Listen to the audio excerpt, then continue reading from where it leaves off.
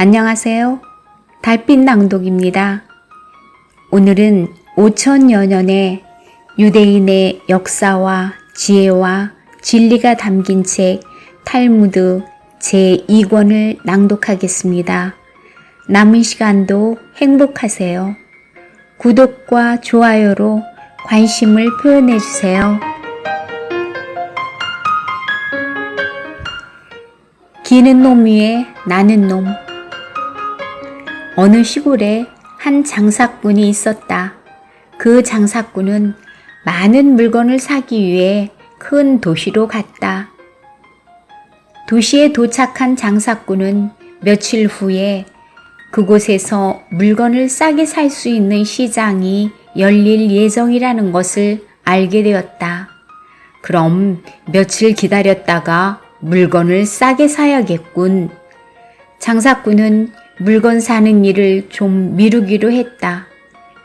그런데 그 사람은 물건 살 돈을 그동안에 잃어버리지나 않을까 걱정이 되었다. 이 돈을 잃어버리지 않도록 잘 간수해야겠는데 좋은 방법이 없을까? 장사꾼은 곰곰이 생각한 끝에 사람이 다니지 않는 으슥한 곳을 골라서 자기가 가지고 있는 돈을 모두 땅에 묻어버렸다. 그런데 이게 어찌 된 일인가? 이튿날 장사꾼이 그곳에 가보니 묻어두었던 돈이 온데간데 없이 사라지고 말았던 것이다. 장사꾼은 하늘이 무너지는 것 같았지만 정신을 가다듬고 침착하게 생각해 보았다. 참으로 이상하다. 내가 이곳에 돈을 파묻는 것을 본 사람은 아무도 없는데 대체 누가 돈을 가져갔단 말인가? 주위를 둘러보니 꽤 멀리 떨어진 곳에 집이 한 채 있는 것이 보였다. 장사꾼은 가까이 가보았다. 과연 그 집 벽에는 구멍이 뚫려 있어서 자기가 돈을 파묻는 것이 환히 내다보였다. 틀림없이 이 집에 사는 사람이 내가 돈을 묻는 것을 봐두었다가 나중에 그것을 가져간 거야. 이렇게 생각한 장사꾼은 그 집 주인을 찾았다. 안에서 늑수그레한 남자가 나오면서 물었다. 무슨 일로 그러시오? 장사꾼은 공손한 태도로 말했다. 영감님께 한 가지 의논을 드리려 합니다. 도시에 사시니 시골뜨기인 저보다 현명하실 테니까요. 무슨 일인지 말씀해 보시구려. 저는 이 도시로 물건을 사러 온 장사꾼입지요.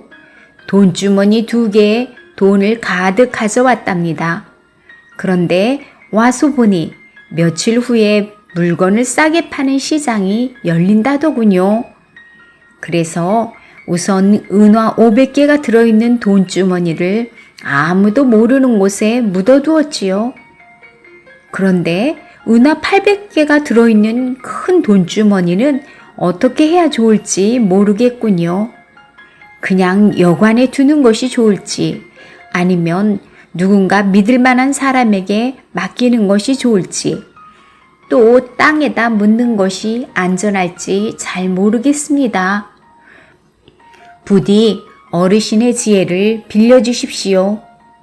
그러자 집주인은 친절하게 말했다.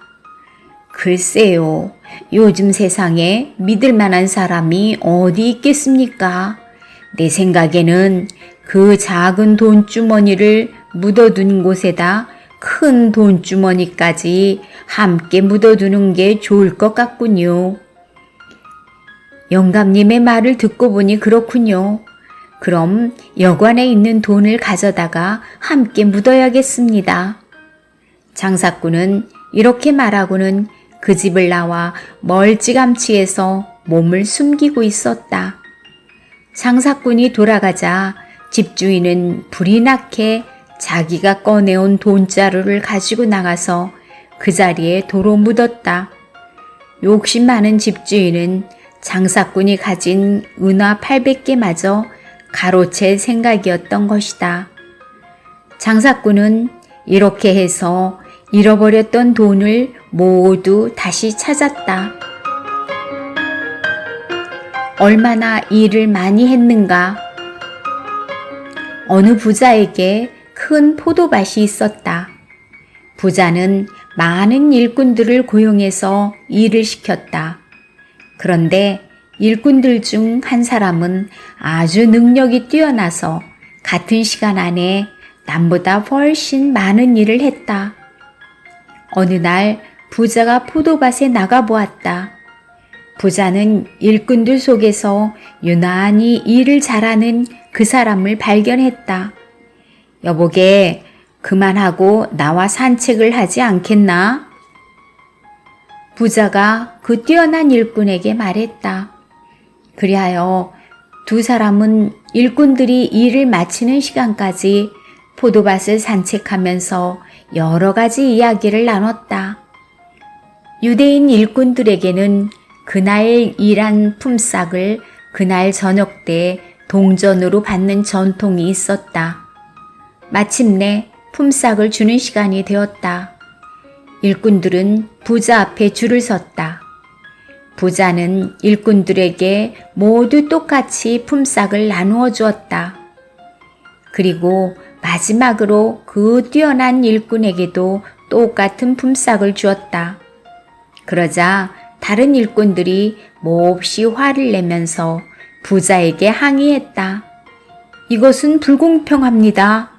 그 사람은 반나절밖에 일하지 않았고 나머지 시간은 당신과 함께 빈둥거렸습니다. 그런데 어째서 하루 종일 일한 우리와 똑같은 임금을 받는단 말입니까? 그러자 부자가 말했다. 얼마나 오랫동안 일하느냐가 중요한 것은 아니요. 중요한 것은 얼마나 많은 일을 했느냐 하는 것이요. 당신들이 하루 종일 걸려서 한 일보다 이 사람이 반나절 걸려서 한 일이 더 많다는 것을 생각해 보시오.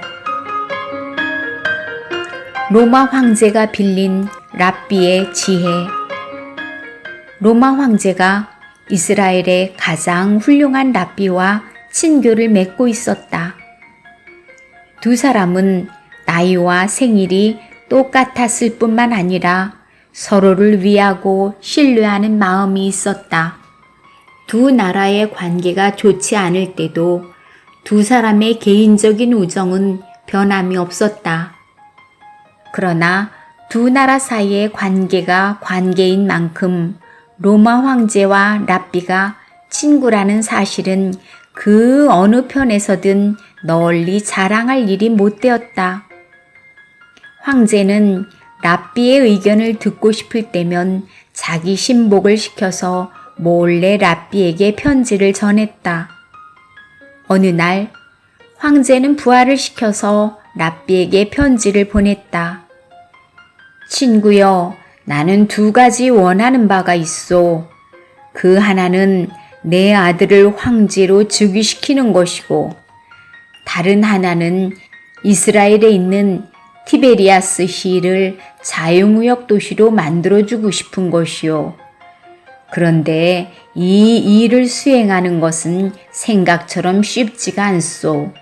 양쪽 모두 반대하는 대신들이 많으므로 두 가지 일을 모두 이루는 것은 어려울 것 같소. 그러나 나는 둘 중에 그 어느 하나도 포기하고 싶지 않소. 어찌하면 좋을지 그대의 지혜를 빌려주기 바라오. 그러나 그때는 어느 시기보다도 로마와 이스라엘의 관계가 험악한 때였으므로 랍비는 로마 황제의 질문에 답을 할 수가 없었다. 만약 이스라엘의 랍비가 로마 황제를 도왔다는 것이 알려지면 좋지 않은 일을 당할 수도 있었기 때문이다.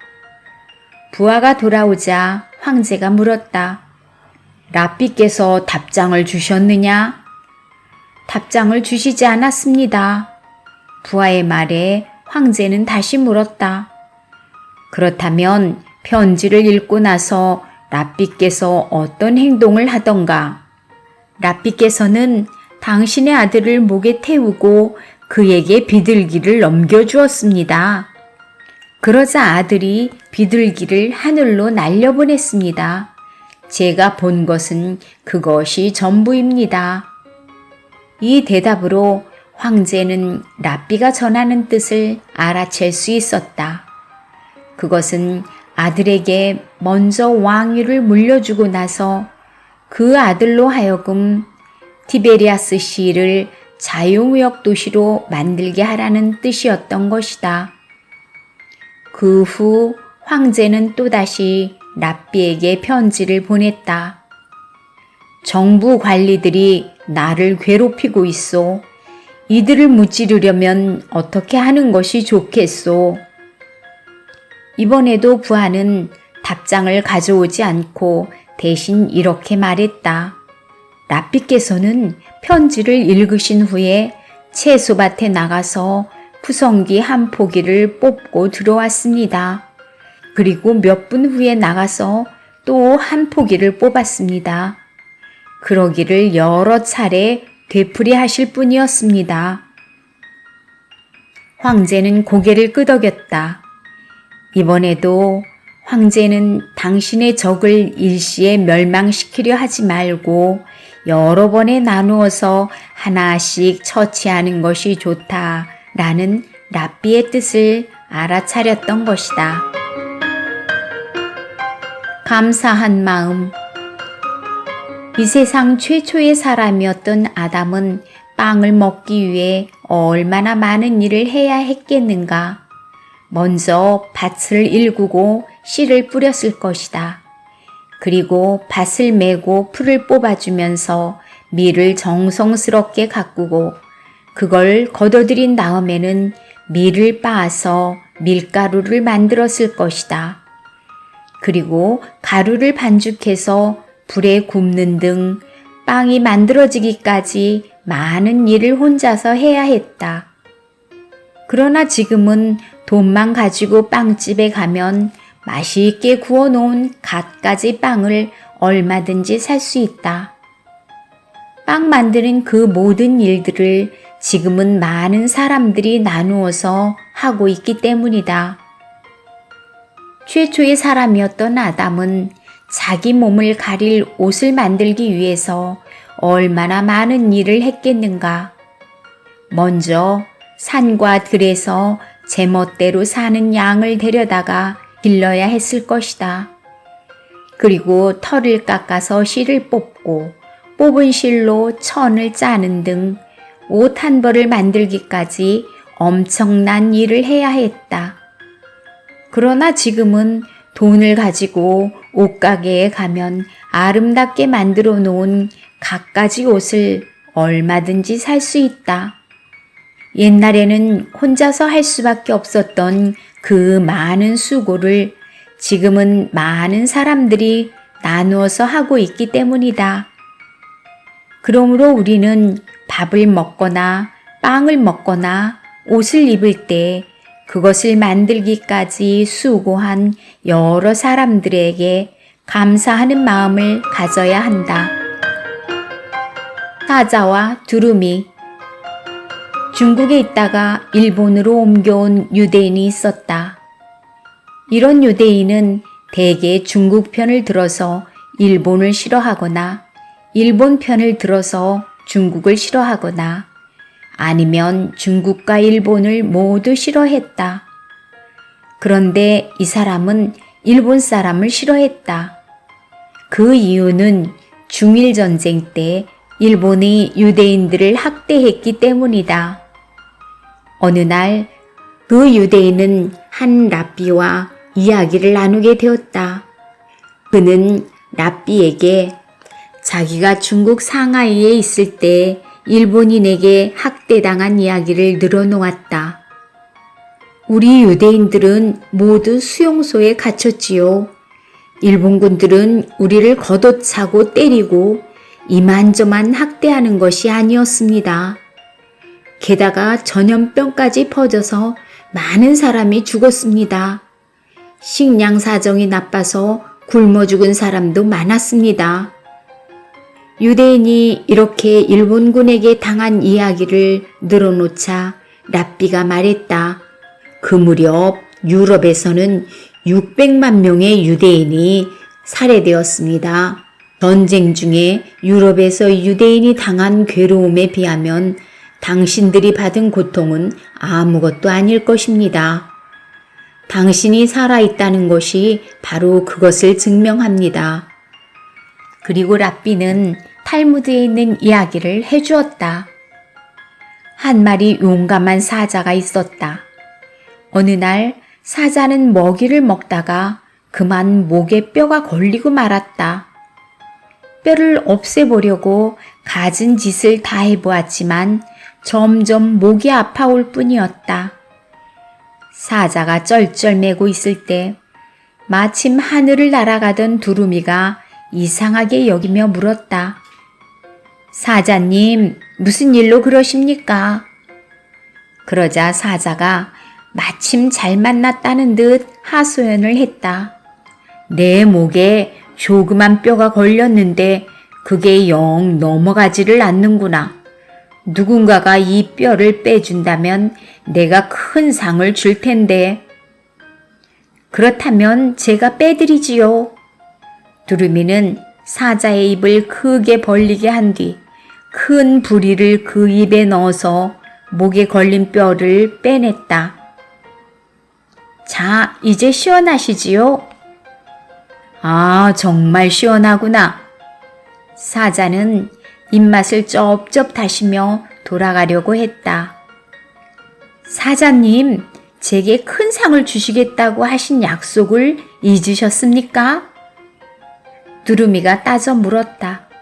그러자 사자는 벌컥 화를 내며 말했다. 야, 이 녀석아. 내 입안에 머리를 넣었다가 고스란히 살아낸 녀석은 이 세상에 너밖에 없어. 그 이상 큰 상이 어디 있겠느냐. 죽을 고비에서 목숨을 건졌으면 고마워할 줄을 알아야지. 빈털터리 임금님. 어느 항구 도시에 마음씨 좋은 부자가 살고 있었다. 그 부자에게는 주인을 충심으로 섬기는 노예 한 사람이 있었다. 어느 날 부자는 노예를 해방시켜 주기로 했다. 그래서 배 한 척을 마련하고 많은 재산을 나누어 준 다음 이렇게 말했다. 자, 지금부터 이 배를 타고 어디든 내 마음에 드는 곳에 가서 자유롭게 살도록 해라. 노예는 주인에게 깊이 감사하고 기쁜 마음으로 항해를 계속했다. 그런데 운 나쁘게도 그 배는 바다 한가운데서 큰 폭풍을 만나 그만 바닷속에 가라앉고 말았다. 노예는 간신히 목숨을 건져서 근처에 있는 어떤 섬에 닿았다. 완전히 빈털터리가 되고 만 노예는 천천히 섬 안으로 들어가 보았다. 그런데 섬에는 겉보기와는 다르게 크고 넓은 도시가 있었다. 더욱 놀란 것은 그 도시에 살고 있는 사람들 모두가 나와서 빈털터리 노예를 환영하는 것이었다. 잘 오셨습니다. 지금부터 우리는 당신을 왕으로 모시겠습니다. 그 도시 사람들의 말을 들은 노예는 놀라서 손을 내저으며 말했다. 무슨 말씀이십니까? 저는 온 재산을 몽땅 바다에 빠뜨리고 돈 한 푼도 없는 빈털터리입니다. 그러자 도시의 대표가 말했다. 염려 마십시오. 우리는 1년에 한 번씩 바다를 건너오는 분을 왕으로 모시는 전통이 있습니다. 그러니 우리들의 왕이 되어주십시오. 그리고는 이 사람은 이렇게 덧붙였다. 그러나 한 가지 기억해 두실 것이 있습니다. 1년이 지나면 당신은 이 섬을 떠나 저 맞은편에 보이는 무인도로 가야 합니다. 저 섬에는 먹을 것도 없거니와 살아있는 것이라고는 아무것도 없는 죽음의 섬입니다. 노예는 깜짝 놀랬다. 하지만 그는 전통대로 왕이 되었다. 왕이 된 노예는 자기가 왕으로 있는 동안에 죽음의 섬에 샘을 파고 과일나무를 옮겨 심었다. 그리고 부지런히 땅을 일구어 곡식에 씨도 뿌려 놓았다. 약속된 1년이 지나자 사람들은 왕을 죽음의 섬으로 추방했다. 왕이 죽음의 섬에 도착해 보니 그곳은 이미 낙원으로 변해 있었다. 그동안 열심히 가꾼 덕에 그곳은 아름다운 꽃과 풍성한 과일, 그리고 먹을 것이 넘쳐 흐르는 땅이 되어 있었던 것이다. 유대인들 사이에 전해 내려오는 이 이야기는 우리에게 많은 교훈을 준다. 유대인들은 이 이야기 속에 나오는 마음씨 좋은 부자는 하느님을, 노예가 처음 도착한 섬은 우리들의 인생을 뜻한다고 해석한다. 그리고 노예를 왕으로 추대한 것은 우리 인생을 우리가 마음대로 살 수 있다는 것을 의미하고, 1년 후에 가야 하는 죽음의 섬은 인생을 마친 후에 가게 되는 저 세상을 뜻한다. 이 이야기는 살아있는 동안 착한 일을 많이 하면 저 세상에 가서 더욱 행복해진다는 것을 알려준다. 유능한 수금사원. 한 유대인이 경찰서에 와서 호소했다. 어떤 사기꾼이 우리 회사의 수금사원이라고 속이고 다니면서 우리 회사의 거래처 이곳저곳에서 10만 프랑이나 되는 돈을 수금에 도망쳤습니다. 10만 프랑이라면 우리 수금사원 10명이 뛰어다니면서 수금해도 좀처럼 거둘 수 없는 큰 돈입니다. 어서 그 사나이를 잡아주십시오. 경찰관이 친절하게 말했다. 염려 마십시오. 그 사기꾼을 꼭 잡아서 감옥에 넣도록 하겠습니다. 그러자 유대인이 펄쩍 뛰며 외쳤다. 감옥에 넣는다니 그건 안 될 말입니다. 나는 그 유능한 사람을 우리 회사의 수금사원으로 채용할 생각이거든요. 해진 옷을 입는 이유. 시골에 부자 유대인이 살았다. 어느 날 그가 다 떨어진 옷을 입고 도시에 나갔다가 고향 친구를 만났다. 친구가 그의 몰골을 보고 놀라며 물었다. 아니, 자네 어째서 이런 넝마 같은 옷을 입고 이 거리를 돌아다니는가? 그러자 부자 유대인이 말했다. 이 도시에 나를 아는 사람이 아무도 없는데 무슨 옷을 입든 상관없지 않은가? 며칠 후 친구가 고향에 돌아와 보니 부자 유대인은 여전히 다 해진 옷을 입고 다니는 게 아닌가? 친구가 물어보았다. 이제 보니 자네는 고향에서도 그런 꼴로 다니는군. 대체 이유가 뭔가? 부자는 간단히 대답했다. 우리 마을에서야 내가 부자라는 걸 모르는 사람이 없으니 어떤 옷을 입든 무슨 상관이란 말인가? 재판에 이긴 이유. 재판을 앞둔 한 남자가 변호사에게 말했다. 변호사님, 재판 전에 판사님에게 살찐 오리 한 마리를 선물하는 게 어떨까 싶군요. 혹시 그 오리를 받고 나서 제게 유리한 판결을 해주시지 않을까요? 그러자 변호사는 고개를 저으며 말했다. 천만에요. 판사님은 아주 공정하고 엄격한 분이시거든요. 당신이 그런 일을 한다면 오히려 역효과가 날 겁니다. 하지만 그 유대인은 자기 마음대로 판사에게 오리를 선물했고 그 결과 그는 재판에서 이겼다. 유대인은 기쁜 얼굴로 말했다. 그때 변호사님께서 오리를 보내는 일에 반대하셨지요? 하지만 보세요. 오리를 보낸 덕분에 내가 이기지 않았습니까? 변호사가 고개를 갸웃하며 말했다. 정말 이상한 일이군요.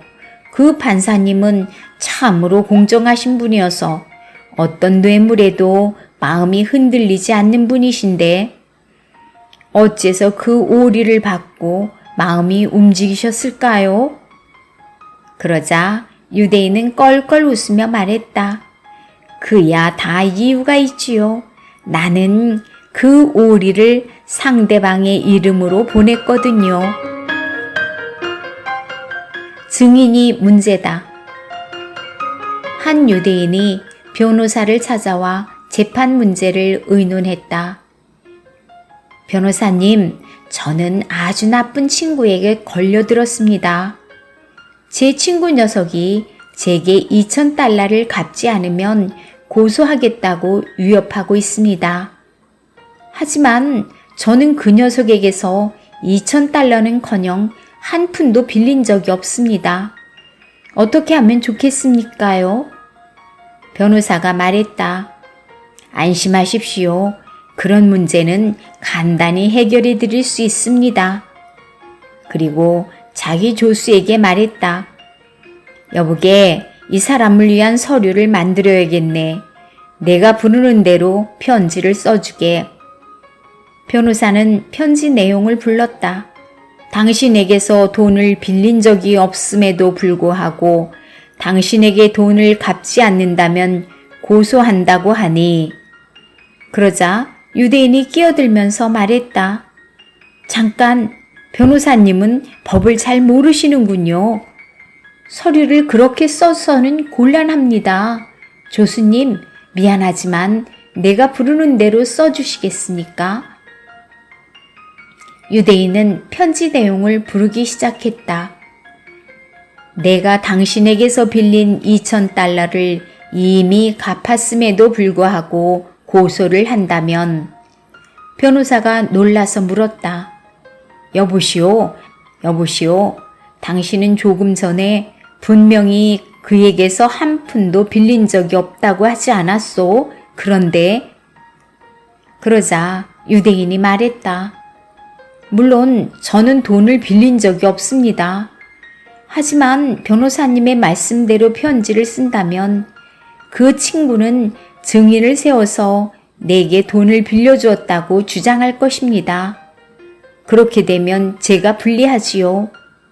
하지만 제 방법대로 편지를 쓰면 제가 증인을 세우게 됩니다. 그럼 저는 그 친구에게 2,000달러를 갚는 것을 보았다는 증인만 구하면 만사가 해결되지 않겠습니까?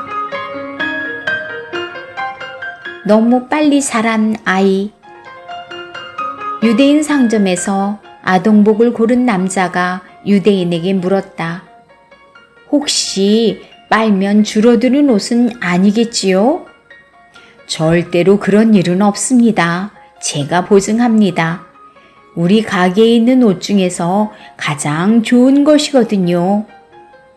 그런데 일주일 후 그 손님이 아이를 데리고 다시 나타났다.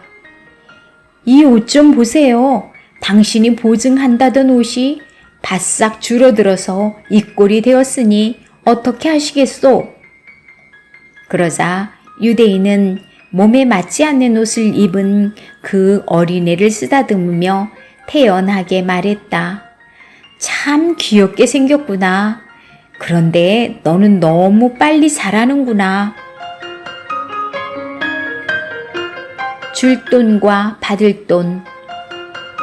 한 유대인이 큰 병에 걸렸다. 그는 죽을 날이 가까워지자 아들을 불러놓고 말했다.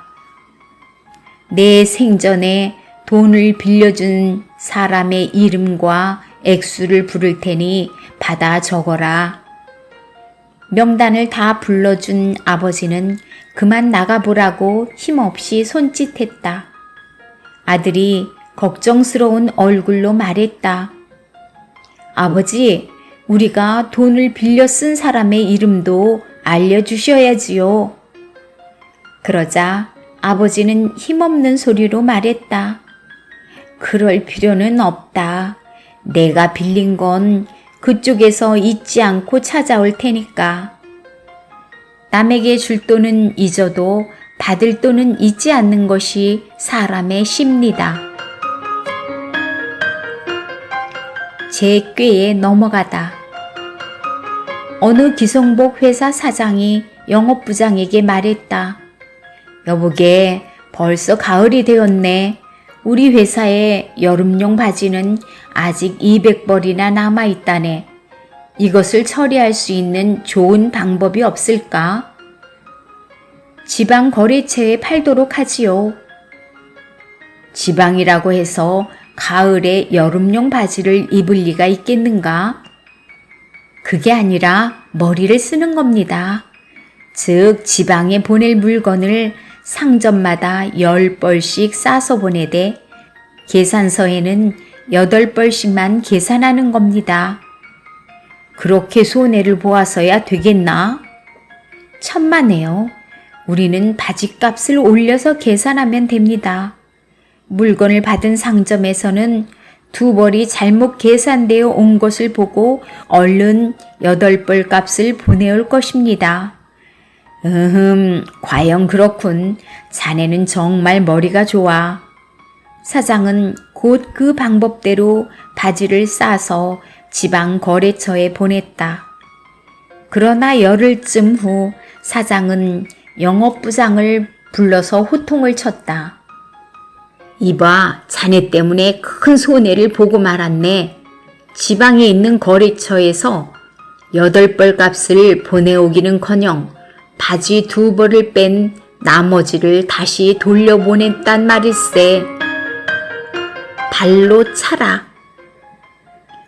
구두쇠로 소문난 어느 유대인이 아들을 낳았다. 그는 아들의 출생을 기념하기 위해 자기 집에서 잔치를 열기로 했다. 그 사람은 친구들을 초대하면서 이렇게 말했다. 우리 집에 오거든 문을 발로 차서 열게나.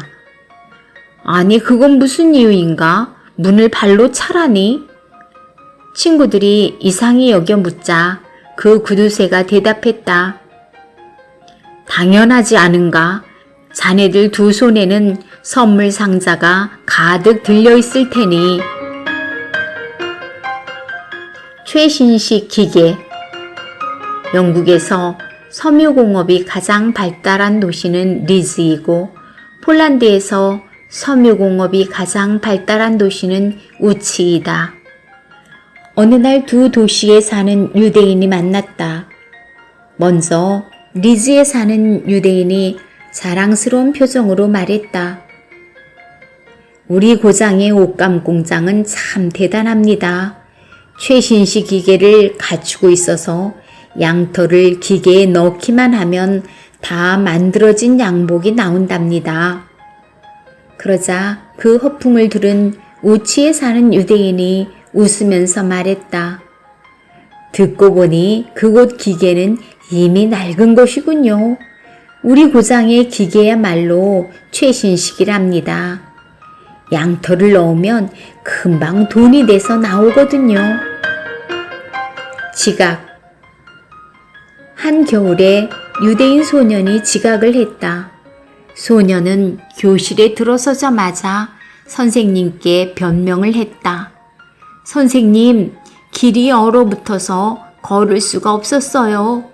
제가 한 발짝 앞으로 나가면 2 발짝쯤 뒤로 미끄러지곤 했거든요. 선생님이 물었다. 그런데 넌 어떻게 학교까지 올 수 있었지? 소년이 대답했다. 학교에 오는 걸 포기하고 집 쪽으로 걸었거든요. 살아가기 힘든 사람. 한 유대인이 말라빠진 소를 팔고 있었다. 값을 내리고 내려서 100파운드까지 내려도 시장 사람들은 거들떠보지도 않았다. 다른 유대인이 그것을 보고 딱하다는 듯이 말했다. 이봐, 그렇게 해서야 어떻게 소를 팔겠나. 내가 도와줄 테니 잘 보게. 하고 그는 사람들을 향해서 외쳤다. 자, 여러분, 최고의 암소를 소개합니다. 우유는 많이 짤 수 있지만 사료값도 들지 않고 기르기도 쉽습니다. 이 최고의 암소를 단돈 400파운드에 팔겠습니다. 그러자 사람들이 소를 구경하려고 벌떼처럼 모여들었다. 이것을 보고 깜짝 놀란 소임자가 사람들의 틈을 헤치고 들어가서 외쳤다. 이보게, 농담 말게. 이렇게 좋은 소를 누가 400파운드에 판단 말인가? 이 소는 내 것이니 내가 가지고 가야겠네. 비싼 값에 오리 팔기. 전쟁 때문에 식량 사정이 매우 나빠지자 한 유대인이 오리 한 마리를 200달러라는 비싼 값에 팔아 큰 돈을 벌고 있었다. 물론 이것은 법을 어기는 것이었다. 이웃집 남자가 그 유대인을 흉내내어 신문에 광고를 냈다. 그러자 손님이 오기 전에 경찰관이 먼저 와서 그의 오리를 모두 압수해 가고 말았다. 그 남자는 한숨을 쉬며 유대인에게 말했다. 당신은 어떻게 오리를 압수당하지 않고 여전히 비싼 값에 팔고 있습니까? 그야 광고를 어떻게 내느냐에 달려있지요. 당신은 어떤 광고를 냈습니까? 오리 한 마리를 200달러에 팔겠다고 광고했지요. 그건 바보 같은 짓이지요. 나는 일요일 아침 교회 마당에서 200달러를 잃어버렸습니다. 찾아주시는 분에게 오리 한 마리를 사례로 드리겠습니다. 라고 광고했지요. 그러자 다음 날부터 사람들이 200달러씩 가지고 모여들었어요. 반값. 가난한 유대인 마을 출신 중에서 크게 성공한 석탄 상인이 있었다. 어느 날 그 상인은 그가 자란 마을로부터 6마차만큼의 석탄을 기증해 달라는 부탁을 받았다. 그러자 그 상인은 가장 손해를 적게 보는 방법을 궁리하다가 마침내 좋은 생각을 떠올렸다. 나도 사업을 하는 사람이기에 물건을 거저 줄 수는 없습니다. 그러나 고향 마을에서 모처럼 부탁하는 것이니 반값에 드리도록 하겠습니다. 그 마을 이장은 우선 마차 3대 분량의 석탄을 가지고 마을로 돌아갔다. 그런데 몇 달이 지나도 석탄값을 보내지 않을 뿐만 아니라 나머지 3대 분량의 석탄도 주문하지 않았다. 상인은 이장 앞으로 독촉장을 보냈다. 그러자 얼마 후 이장에게서 다음과 같은 답이 왔다.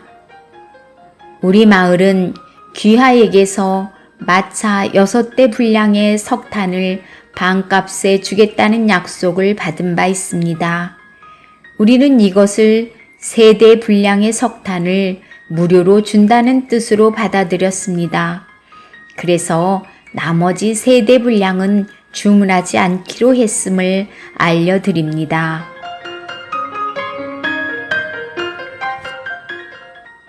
현명한 아버지. 예루살렘에서 멀리 떨어진 시골에 부유한 유대인 한 사람이 살고 있었다. 그는 아들을 예루살렘에 있는 학교에 보냈다. 그런데 아들이 학교에 가 있는 동안 그 유대인은 병에 걸리고 말았다. 병세가 심해져서 도저히 회복할 수 없게 되자 유대인은 유서를 썼다. 그런데 유서의 내용은 뜻밖에도 자신의 모든 재산을 자기 노예에게 물려준다는 것이었다. 반면에 아들은 자기 재산 중에서 원하는 것 단 하나만을 선택할 수 있다고 쓰여 있었다. 마침내 유대인이 죽자 그 노예는 자신의 행운을 기뻐하면서 예루살렘으로 달려갔다. 그리고 유대인의 아들에게 아버지의 죽음을 알리고 유서를 전했다. 슬퍼하면서 유서를 살펴본 아들은 몹시 놀랐다. 평소에 그토록 나를 사랑하셨던 아버지께서 이런 유서를 남기시다니 믿을 수 없는 일이야. 아들은 영문을 알 수 없어서 안타까워했다. 그러나 그것은 이미 돌이킬 수 없는 사실이었다. 아버지 장례를 치른 후 아들은 곰곰이 생각해 보았다. 그러나 아무리 생각해도 아버지가 그런 유서를 남긴 이유를 알 수가 없었다. 이제 나는 무엇을 선택하는 것이 좋을까? 생각 끝에 아들은 일단 랍비에게 이 일을 의논하고 도움을 청하기로 했다. 어째서 아버지는 이런 유서를 남기셨을까요?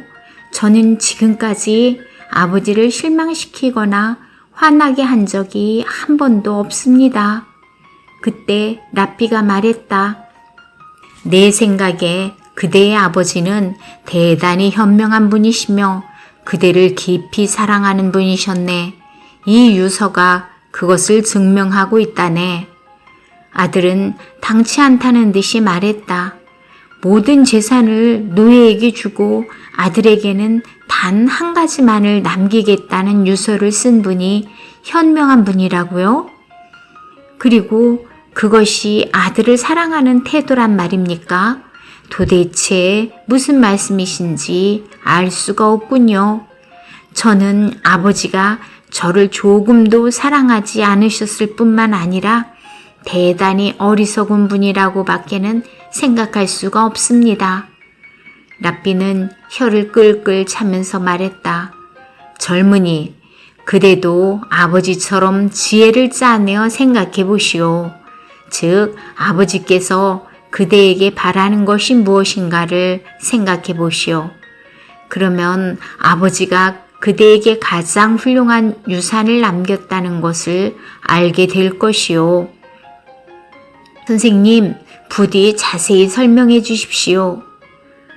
아들이 간절히 청하자 랍비는 이렇게 설명했다. 그대의 아버지는 자기가 죽은 뒤의 일을 걱정했던 것이요. 즉, 노예가 그대에게 아버지의 죽음을 알리지도 않고 재산을 가지고 도망친다거나 재산을 낭비해버릴지도 모른다는 걱정을 했던 것이요. 그래서 모든 재산을 노예에게 주기로 한 것이요. 그러면 노예는 기뻐서 가능한 한 빨리 그대에게 아버지의 죽음을 알릴 것이며 재산도 소중히 간수해 두지 않겠소? 그러자 젊은이가 다시 물었다. 하지만 그것이 저에게 무슨 이익이 된단 말입니까? 그대는 지혜가 부족하구려. 노예의 모든 재산은 주인의 것이라는 사실을 모르시오? 아버지는 당신에게 원하는 것 하나를 선택하라고 하셨소. 이 얼마나 현명한 생각이요. 아, 그럼 저는 노예를 선택하면 되겠군요. 감사합니다, 선생님. 이제야 아버지의 뜻을 깨달은 아들은 기쁜 마음으로 집에 돌아왔다. 그리고 랍비가 일러준 대로 노예를 선택했다. 그런 다음 노예에게 재산을 충분히 나누어주고 그를 자유롭게 떠날 수 있게 해주었다. 역시 나이 드신 분의 지혜는 따라갈 수 없어. 아들은 빙그레 웃으며 혼잣말을 했다. 더 가벼워지나요?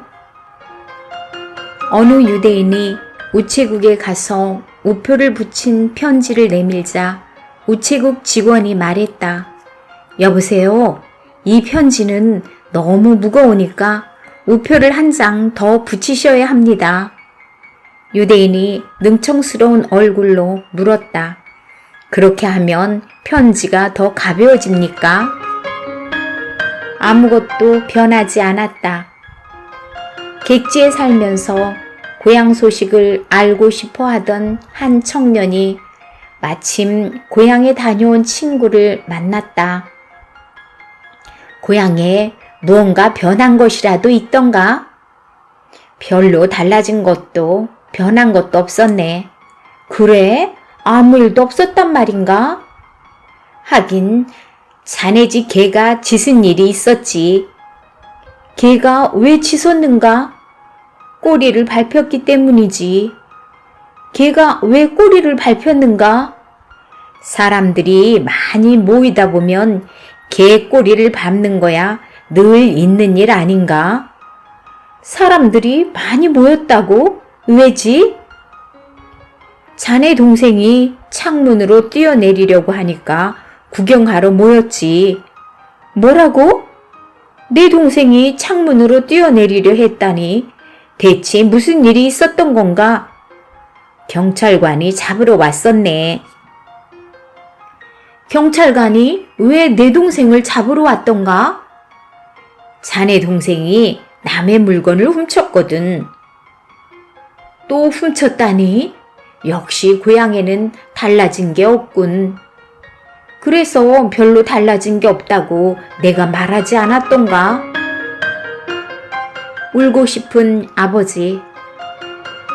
젊은 아버지가 자꾸 울기만 하는 갓난아이를 열심히 달래고 있었다.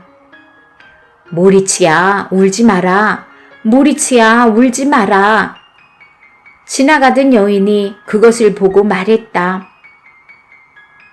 아버지가 참 참을성이 많으시군요. 아기 이름이 모리치인가요? 그러자 아버지가 대답했다. 아닙니다. 모리치는 제 이름입니다. 아이가 아무리 달래도 울음을 그치지 않아서. 그래서 이 젊은 아버지는 울고 싶었던 것이다. 한심한 학교. 교육부 관리가 한 초등학교를 시찰하다가 학생에게 물었다. 저 지구본은 왜 기울어져 있지요? 그건 제가 한 것이 아닌데요. 학생은 당황한 얼굴로 대답했다. 관리는 어처구니가 없어서 그 사실을 교사에게 이야기했다. 그러자 교사는 얼굴을 붉히며 떠듬떠듬 말했다. 이 지구본은 처음 사올 때부터 이렇게 기울어져 있었습니다. 관리는 너무나 한심한 생각이 들어서 이번에는 교장에게 그 사실을 말했다. 그러자 교장은 즉시 교사를 불러서 호통을 쳤다. 학교에서 쓸 교재인데 어째서 불량품을 사왔단 말입니까? 정직한 아이. 학교에 갔던 소년이 울면서 돌아왔다. 선생님께 혼났어요. 무슨 잘못을 저질렀구나. 아버지가 다그치자 아이는 억울하다는 표정으로 말했다. 아무 잘못도 하지 않았어요. 다만 선생님이 파우스트를 누가 썼느냐고 물어서 제가 쓰지 않았다고 대답했을 뿐이에요. 내가 안 쓴 게 틀림없지? 물론이에요. 전 그런 걸 쓴 적이 없어요. 아버지는 즉시 학교로 달려가 선생님을 만났다. 선생님이 설명했다. 그 애에게 괴테의 파우스트를 누가 썼느냐고 물었더니 기가 막히게도 자기가 안 썼다고 대답했답니다. 그러자 아버지는 간절한 얼굴로 말했다. 선생님, 그 아이의 말을 믿어주십시오. 그 애가 장난은 좀 심하지만 거짓말을 하는 아이는 아니랍니다. 깨끗한 종이를 남겼다. 어느 소설가가 결혼했다.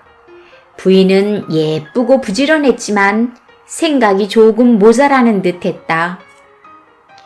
어느 날 소설가는 쓰고 있던 소설의 원고를 책상 위에 펼쳐둔 채 산책을 나갔다.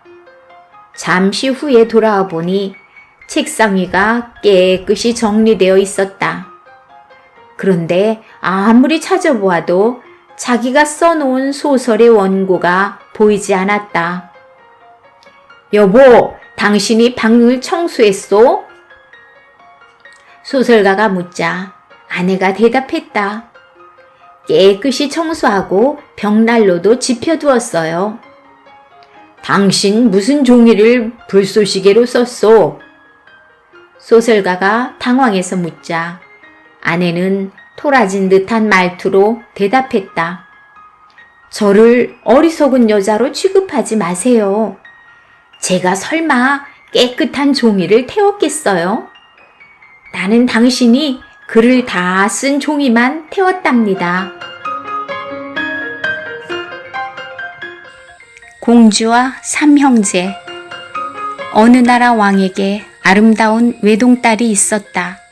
그런데 어느 날 공주가 깊은 병을 얻어 그만 자리에 눕고 말았다. 유명한 의사들이 찾아와 치료했으나 공주의 병은 좀처럼 낫지 않았다.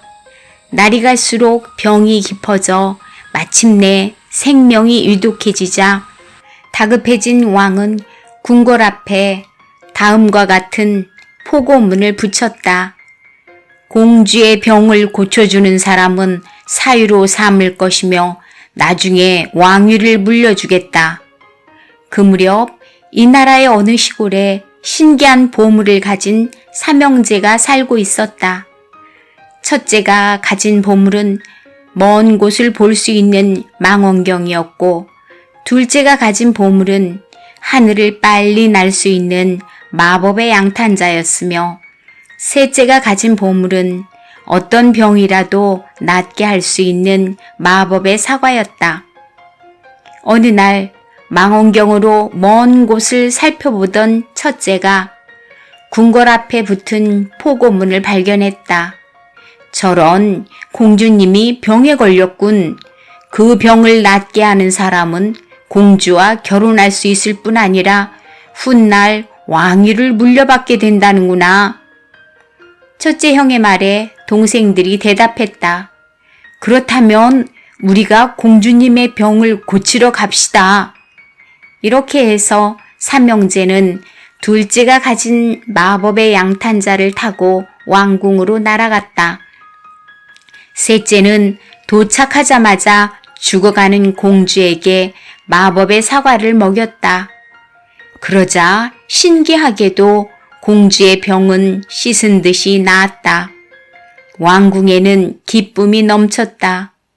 왕은 큰 잔치를 베풀어서 삼형제의 공을 치하했다. 드디어 신랑을 결정할 시간이 되었다. 그러나 왕은 삼형제 중에서 누구를 사유로 삼아야 할지 결정할 수가 없었다. 왕은 먼저 삼형제의 말을 들어보기로 했다. 첫째가 말했다.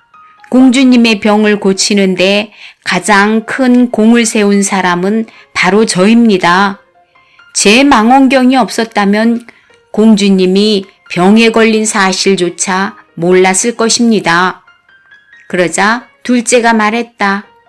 공주님이 병에 걸린 사실을 알았다 해도 제가 가진 마법의 양탄자가 없었다면 그 먼 곳에서 그토록 빨리 올 수 없었을 것입니다. 그러니 제 공이 가장 큽니다. 끝으로 막내가 말했다.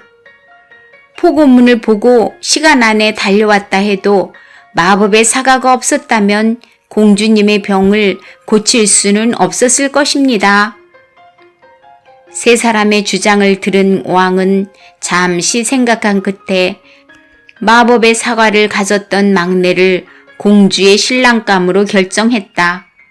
첫째와 둘째가 그 이유를 묻자 왕이 대답했다.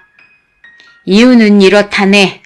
그대들에게는 아직도 보물이 남아있지만 마법의 사과를 공주에게 먹인 막내에게는 이제 보물이 남아있지 않네. 나는 공주를 위해 자기가 가진 것을 기꺼이 바친 막내를 사위로 선택하기로 했다네. 이것이 남에게 베풀 때는 모든 것을 기꺼이 주라고 한 탈무드의 정신이다. 부부싸움을 해결하는 길. 어느 부부가 싸움 끝에 화가 난 얼굴로 랍비를 찾아왔다. 선생님, 우리들의 이야기를 들으시고 누가 잘못했는지를 가려주십시오. 제발 저의 이 답답한 가슴을 풀어주십시오. 그러자 랍비가 말했다. 두 사람 중 먼저 말씀하실 분은 제 서재로 들어오십시오. 그러자 남편이 먼저 들어갔다.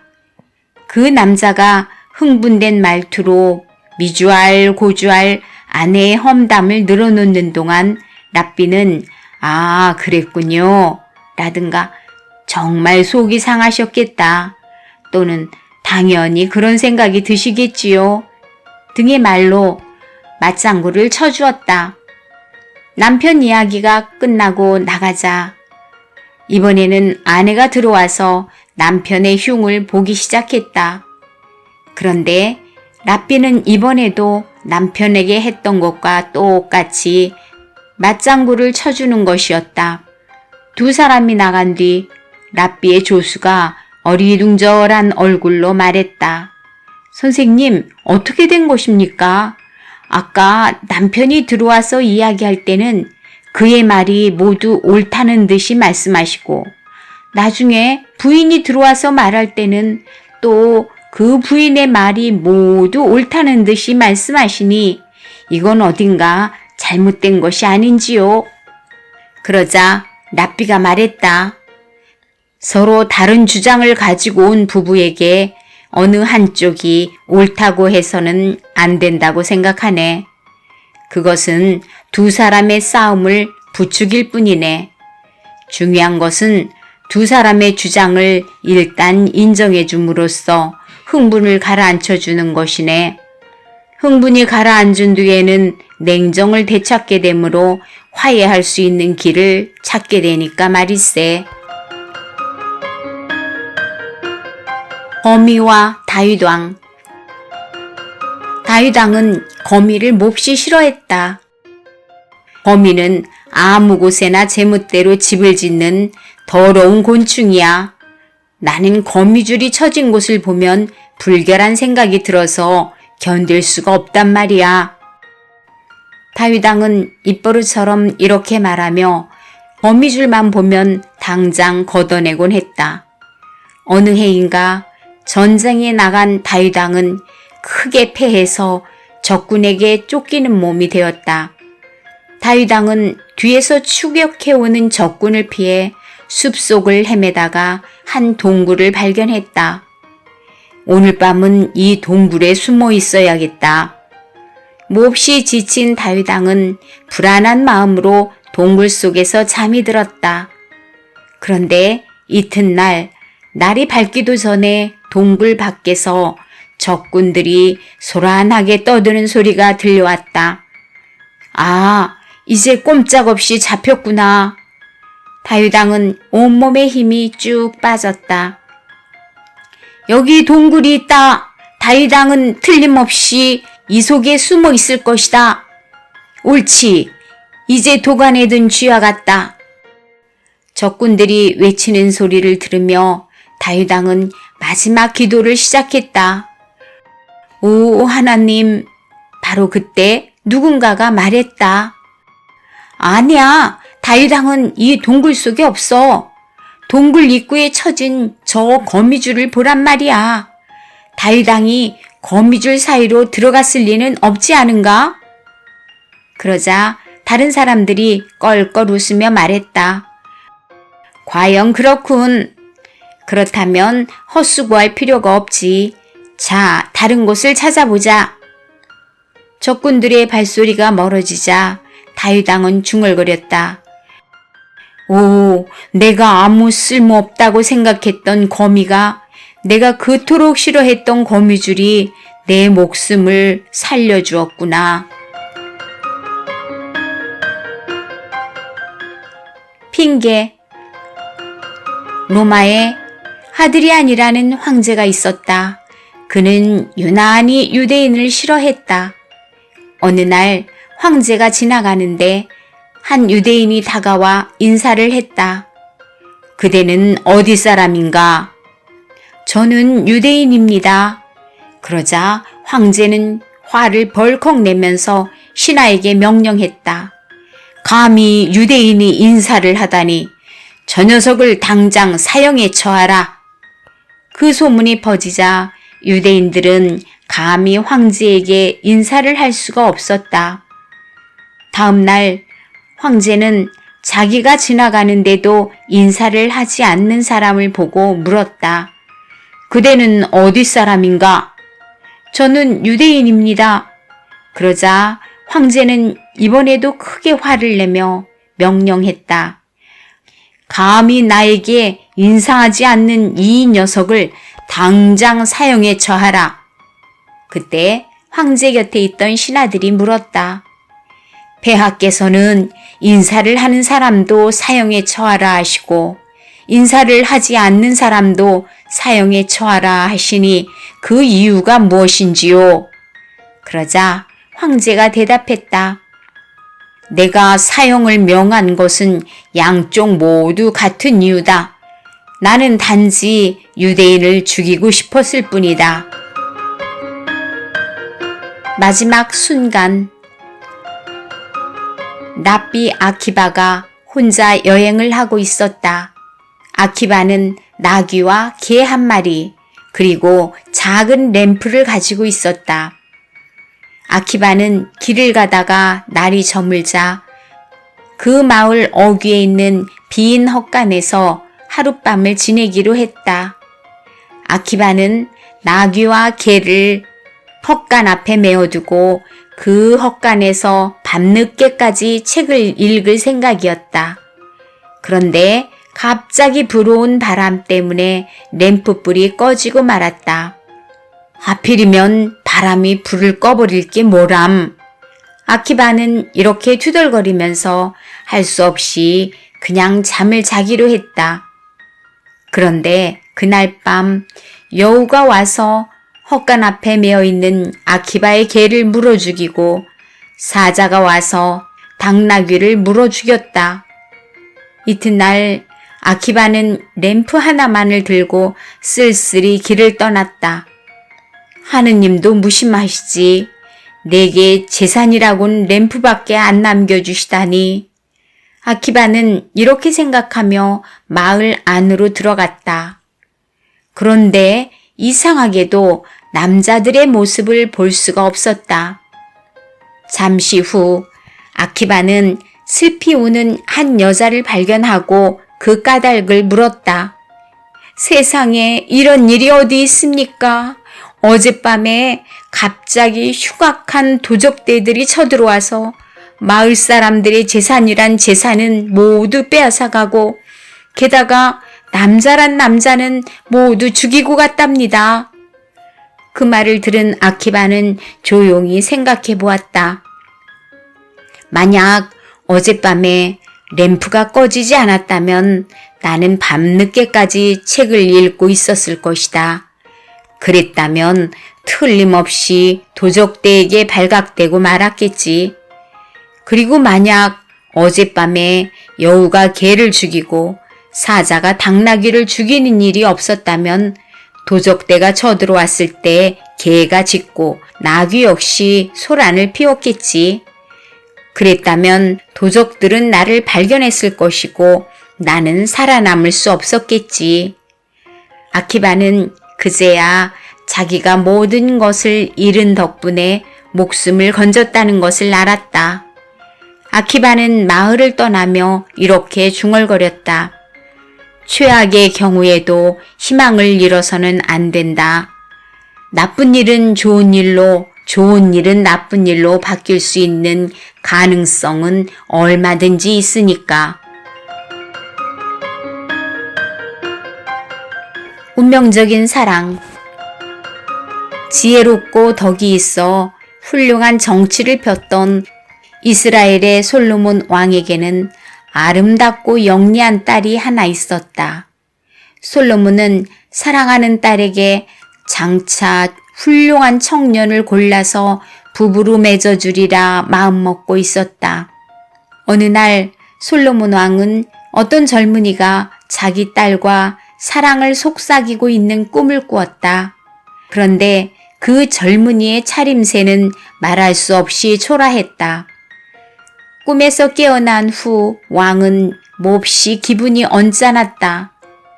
혹시 꿈속에서 있었던 일이 실제로 일어날까봐 걱정스러웠다. 왕은 생각 끝에 궁궐에서 멀리 떨어진 곳에 높은 성을 쌓도록 하고 그 성 안에다가 자기 딸을 가두어 버렸다. 남자는 절대로 이 성 안에 들여놓지 않도록 하라. 솔로몬 왕은 성을 지키는 병사에게 엄하게 일렀다. 이제 늠름한 젊은이를 찾아야지. 그때까지 딸아이가 다른 청년과 사랑에 빠지는 일은 없을 거야. 한편 이스라엘 근처의 어느 황무지에서 길을 잃고 헤매는 한 청년이 있었다. 하루 종일 거칠고 메마른 땅을 헤맨 청년은 저녁 때가 되자 몹시 지쳤다. 아, 배고프고 추워서 견딜 수가 없구나. 청년은 지친 몸을 이끌고 이리저리 잠자리를 찾아보았다. 그런데 길가에 웬 사자 가죽이 떨어져 있었다. 청년은 추위를 막기 위해 사자 가죽을 뒤집어 쓰고 풀밭에 누워서 잠이 들었다. 다음 날 아침 너무나 피곤했던 청년은 해가 높이 솟을 때까지도 깨어나지 못했다. 그때 거대한 독수리 한 마리가 하늘을 날다가 잠든 사자를 보았다. 순간 독수리는 사자 가죽을 몸에 감고 있는 그 청년을 쏜살같이 낚아채곤 어디론가 날아갔다. 얼마 후 독수리는 우연히 공주가 갇힌 성 안의 정원에다 그 청년을 떨어뜨렸다. 성 안에서 외롭게 지내던 공주는 그 청년을 보자 몹시 기뻐했다. 그리고 두 사람은 곧 사랑에 빠졌다. 나중에 그 사실을 알게 된 솔로몬 왕은 고개를 끄덕이며 말했다. 운명적인 사랑은 사람의 힘으로는 막을 수가 없나 보군. 위기를 넘기는 지혜. 금슬 좋은 유대인 부부가 있었다. 그 부부는 한마음 한뜻으로 서로를 의지하고 사랑했다. 그런데 이들 부부에게는 한 가지 큰 걱정이 있었다.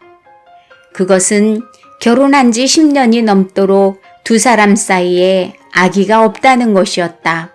아니, 진짜 걱정은 아기가 없는 것이 아니라 아기가 없는 것 때문에 두 사람이 헤어지게 되는 것이었다. 유대인 전통에 따르면 결혼한 지 10년이 넘도록 아기를 낳지 못하는 여자는 남편의 가족들이 강제로 쫓아낼 수가 있었다. 그런데 이 부부의 경우에도 남편의 가족과 친척들이 부인과 헤어지라고 남편에게 계속 강요를 했다. 날이 갈수록 강요가 심해지자 두 사람은 랍비를 찾아가서 의논했다. 랍비는 두 사람의 이야기를 듣는 동안 이들 부부가 서로를 진심으로 사랑하고 있다는 것을 알았다. 그래서 결코 이 부부를 헤어지게 해서는 안 된다고 판단했다. 랍비는 탈무드에 나오는 지혜를 본받아 이 부부에게 한 가지 방법을 알려주었다. 내가 시키는 대로만 한다면 당신들은 헤어지지 않아도 될 것입니다. 랍비에게서 지혜를 얻은 부부는 고맙다고 인사한 후 집으로 돌아왔다. 다음 날 남편은 랍비가 일러준 대로 자기와 헤어지게 된 아내를 위로하는 큰 잔치를 베풀었다. 그리고 많은 친척과 마을 사람들을 그 잔치에 초대했다. 남편은 그 자리에 참석한 사람들에게 지금까지 자기와 함께 살아온 아내가 얼마나 훌륭한 사람인가를 이야기했다.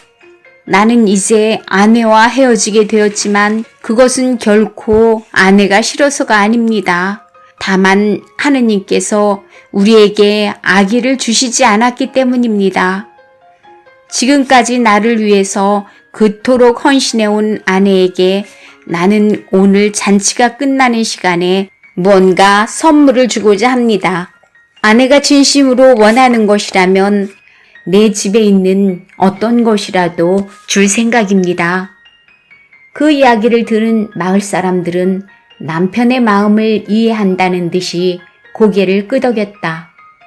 어떤 사람들은 서로 사랑하는 두 사람이 헤어지게 된 것을 동정하며 안타까워하기도 했다.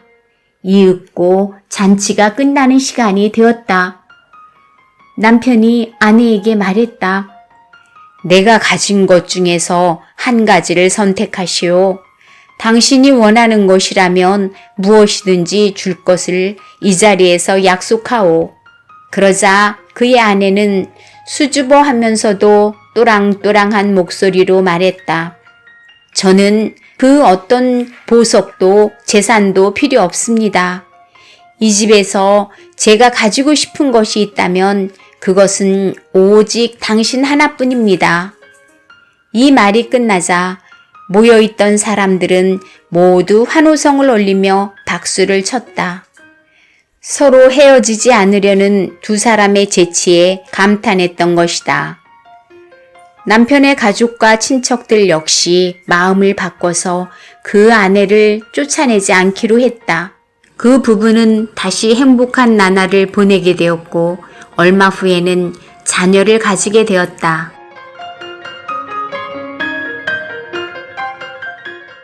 놀라운 효과. 한 유대인이 기차 안에서 소금구이 청어를 먹고 있었다.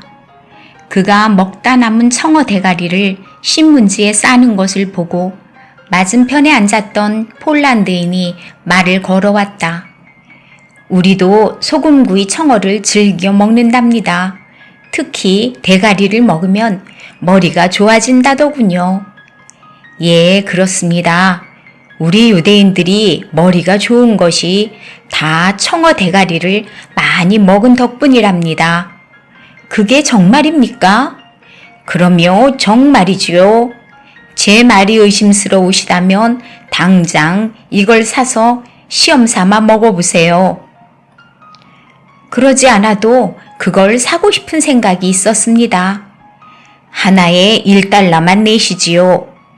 그러자 5달러를 내고 유대인에게서 청어 대가리 5개를 넘겨받은 폴란드인은 먹기 힘든 것을 참고 다 발라먹었다. 잠시 후 폴란드인은 불쾌한 표정으로 말했다. 당신은 참 지독한 사람이군요. 생각해보니 5달러면 다음 역에서 청어 5마리를 사고도 남을 돈이었는데. 그러자 유대인이 약을 올리듯 말했다.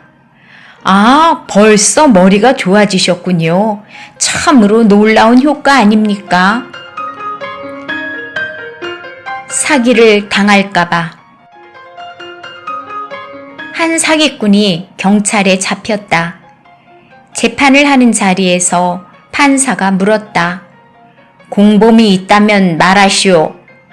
사기꾼이 대답했다. 예, 저는 일을 할 때는 철저히 혼자서 하는 원칙을 지킵니다. 왜냐하면 친구와 함께 하다가는 그에게 사기를 당할 염려가 있기 때문입니다. 다 알면서. 6월절은 그 옛날에 유대인이 이집트를 탈출한 것을 기념하는 날로 유대인들에게는 큰 명절과 같다. 6월절이 되면 처음 이틀 동안은 전통적인 의식을 행하고 전설을 낭독하는 것이 유대인의 관습이다. 갓 결혼한 한 젊은이가 처음으로 유월절 의식을 행하게 되었는데 그는 식탁 차리는 법을 몰랐다. 여보, 이웃집에 가서 유월절 상차림과 의식을 어떻게 하는지 살짝 보고 오시오. 신랑이 말하자 신부는 이웃집 창문으로 집안을 엿보았다. 그런데 그때 마침 이웃집에서는 부부싸움이 벌어져 남편이 삽자루로 아내를 때리고 있었다.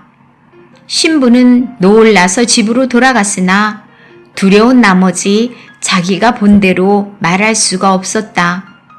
신부가 아무 말도 하지 않는 것에 화가 난 젊은이는 벼랑간 삽을 들고 신부를 때리려고 했다.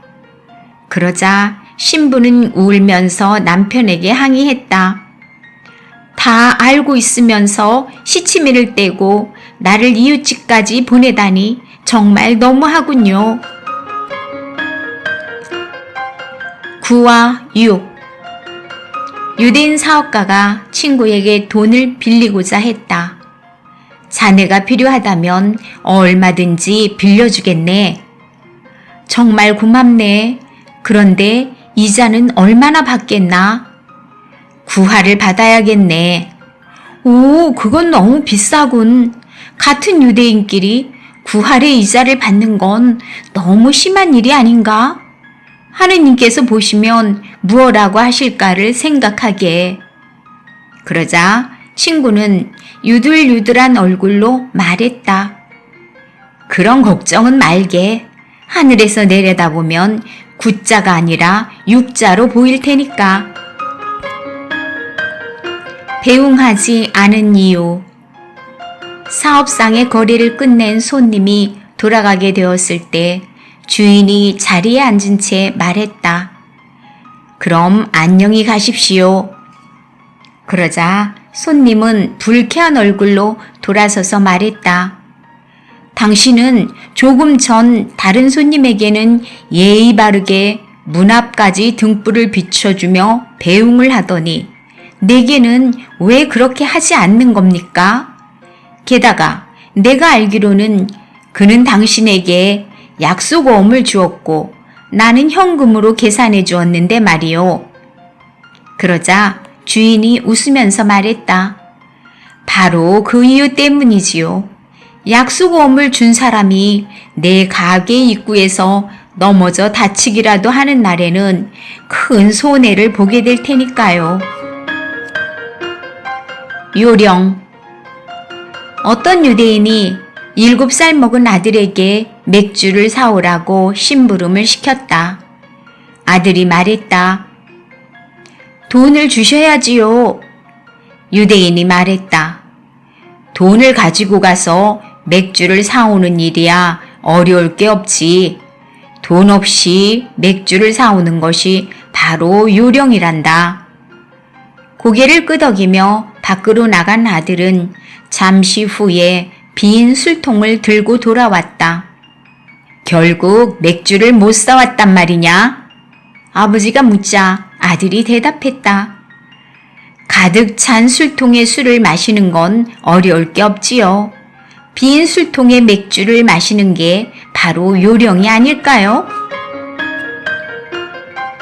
불만이 무엇인가? 키가 작은 사람과 키가 큰 사람이 친구가 되었다. 어느 날 두 사람이 음식점에서 함께 식사를 하게 되었다. 두 사람은 똑같이 스테이크를 주문했다. 잠시 후 식당 종업원이 한 접시에 큰 스테이크와 작은 스테이크를 담아가지고 왔다. 드십시오. 키가 큰 사람이 권했다. 아닙니다. 먼저 드십시오. 키가 작은 사람이 사양하며 말했다. 두 사람이 몇 번인가 이렇게 되풀이한 끝에 키가 작은 사람이 먼저 스테이크에 손을 댔다. 그럼 제가 먼저 실례하겠습니다. 그는 큰 스테이크를 자기 접시에 옮겨놓고서 쩝쩝거리며 맛있게 먹었다. 하는 수 없이 키가 큰 사람은 작은 스테이크를 먹었다. 식사를 다 마쳤을 때 키가 큰 사람이 아무래도 불쾌하다는 얼굴로 말했다. 솔직히 말해서 내가 먼저 스테이크에 손을 댔다면 작은 것을 선택했을 겁니다. 그러자 키가 작은 사람이 이상하다는 얼굴로 말했다. 그렇다면 결국 당신이 원하던 대로 된 셈인데 뭐가 불만이지요? 결과가 뻔하다. 유대인 두 사람이 이야기를 나누고 있었다. 여보게, 이번에 자네 친구 한 사람이 새 사업을 시작하면서 자네와 동업하기로 했다는 게 사실인가? 물론이지. 그 친구가 원해서 내가 응했네. 그거 참 이상하군. 자네처럼 한 푼도 없는 친구를 어째서 동업자로 택했을까? 무슨 말씀을? 비록 돈은 없지만 나에겐 누구보다도 풍부한 경험이 있다네. 아, 그렇다면 얼마 후에는 자네가 재산을 한몫 챙기고 그 친구는 경험이 풍부한 빈털터리가 되겠군. 수고. 한 유대인 청년이 정부의 허락 없이 소를 잡은 죄로 체포되었다. 청년의 가족들은 유대인 배시몬을 찾아가서 뇌물을 주며 부탁했다. 제발 감옥에 가는 일만은 막아주십시오. 벌금형으로 끝날 수 있도록 힘써 주십시오. 청년은 결국 재판에서 벌금형을 선고받았다. 재판이 끝난 후 유대인 배시몬은 청년의 가족들을 만난 자리에서 말했다. 벌금형을 받게 하느라 정말 힘들었습니다. 수고가 많으셨군요. 그래, 다른 배심원들은 징역형을 주장하시던가요? 그러자 그 배심원이 고개를 저으며 말했다. 아닙니다. 다른 배심원들은 무죄 석방해야 한다고 주장하셨습니다. 오줌 검사. 어떤 남자가 의사의 진찰을 받게 되었다. 의사가 오줌 검사를 해야 한다며 오줌을 받아오라고 하자 그는 집에 돌아가서 큰 병에다 오줌을 가득 채워왔다. 너무 많이 받아오셨군요. 하긴 너무 적은 것보다는 낫지요. 의사는 놀리듯 말하고는 검사를 했다. 아무 이상이 없습니다. 의사가 말하자 그 유대인은 재빨리 가까운 우체국에 가서 자기 집에 전보를 쳤다. 가족 모두 건강하니 안심하라. 보통 아이가 아니다. 유대인 소년이 다른 학교로 전학을 하게 되었다. 아버지는 아들을 선생님께 인사시키면서 말했다. 제 아이가 수학만큼은 쏙 잘한답니다. 그러자 선생님이 말했다. 그럼 어디 한번 시험을 해볼까? 자, 선생님이 내 아버지 가게에서 바지 한 벌을 만들려고 옷감을 1.5m를 샀다고 치자. 옷감이 1m에 1.7달러라고 한다면 바지를 만드는데 돈을 얼마를 내야 할까? 소녀는 이 문제가 너무 어려웠지만 시치미를 뚝 떼고 제가 계산하기에 편리한 대로 대답했다. 선생님, 그런 싸구려 천으로는 바지를 해 입으실 수가 없어요. 적어도 1m에 2달러짜리 정도는 하셔야지요. 게다가 바지 한 벌을 만들려면 적어도 3m는 있어야 합니다. 그렇게 계산하면 6달러가 듭니다. 인간다운 눈. 나치스 친위대장이 체포한 유대인에게 말했다. 내 양쪽 눈 중에 어느 쪽이 개 눈인지 알아맞히면 너를 놓아주겠다. 유대인은 그의 얼굴을 자세히 쳐다보고 나서 말했다. 왼쪽 눈입니다. 잘 알아맞혔군. 그런데 그걸 어떻게 알았지? 유대인이 대답했다. 예, 실은 왼쪽 눈이 더 인간답게 보이니까요.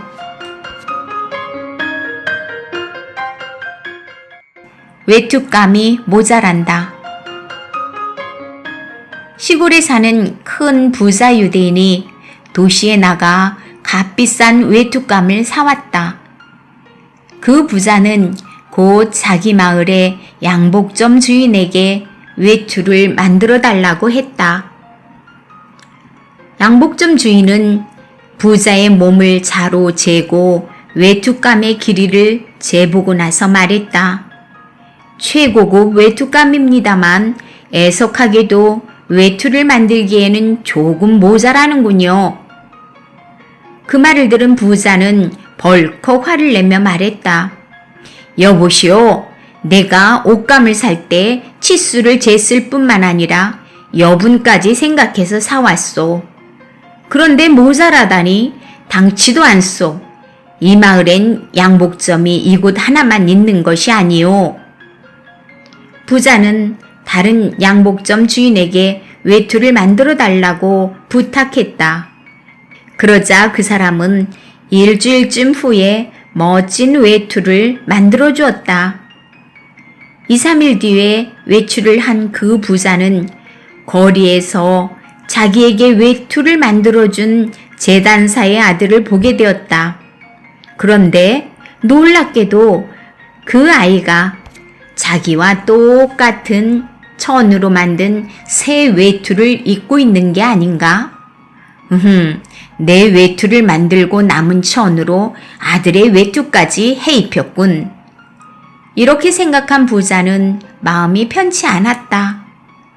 그런데 생각해보니 더욱 괘씸한 것은 자기 외투를 만드는데 천이 모자란다고 했던 첫 번째 양복점의 제단사였다. 부자는 그 제단사를 찾아가서 호통을 쳤다. 여보시오, 옆집 제단사는 내 외투를 만들고 남은 천으로 자기 아들의 외투까지 해 입혔더군. 그런데 당신은 천이 모자란다고 거짓말을 했단 말인가? 그러자 제단사는 웃으며 말했다. 잘 아시면서 왜 그런 말씀을 하시는지요? 아시다시피 그에게는 아이가 하나지요. 제게는 둘이거든요.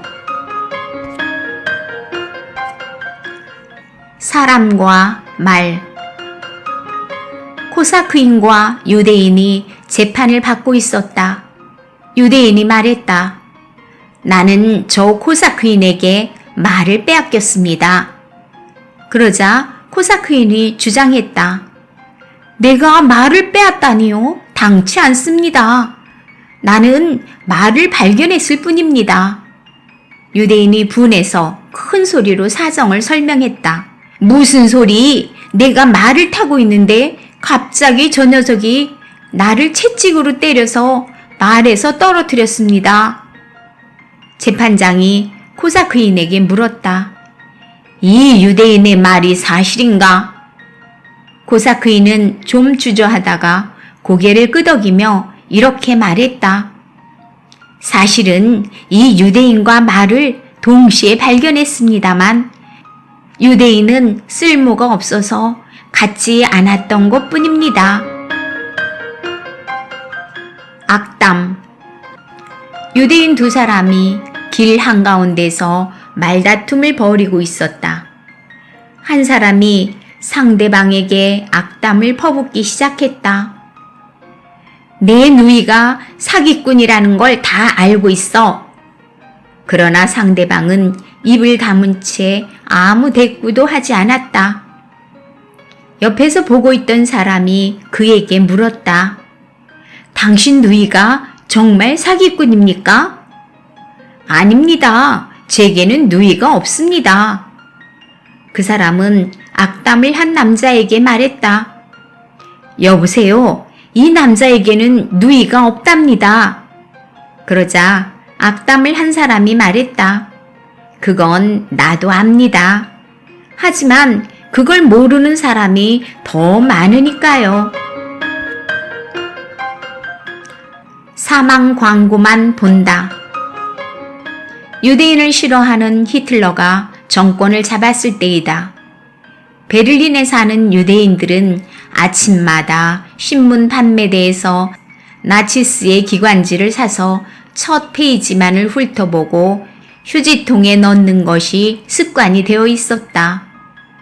그것을 이상하게 생각한 신문파리가 어느 날 유대인에게 그 이유를 물었다. 우리는 사망 광고만 볼 뿐이요. 사망 광고는 맨 마지막 페이지에 나오는데요. 내가 찾는 사람은 일면에 나오게 되어 있어. 유대인들이 죽기를 바랐던 사람이 누구인지는 말을 안 해도 알 것이다. 아무것도 내놓지 않겠다. 어떤 유대인에게 공산당 정치 지도원이 물었다. 당이 그대의 마지막 1마르크를 요구한다면 그대는 어떻게 하겠는가? 예, 곧 내놓겠습니다. 당이 그대가 가지고 있는 마지막 속옷을 달라고 한다면 바치겠는가? 아니, 그것만은 죽어도 내놓을 수 없습니다. 그건 왜 그런가? 돈은 가지고 있는 것이 한 푼도 없지만 속옷은 한 벌 있기 때문입니다.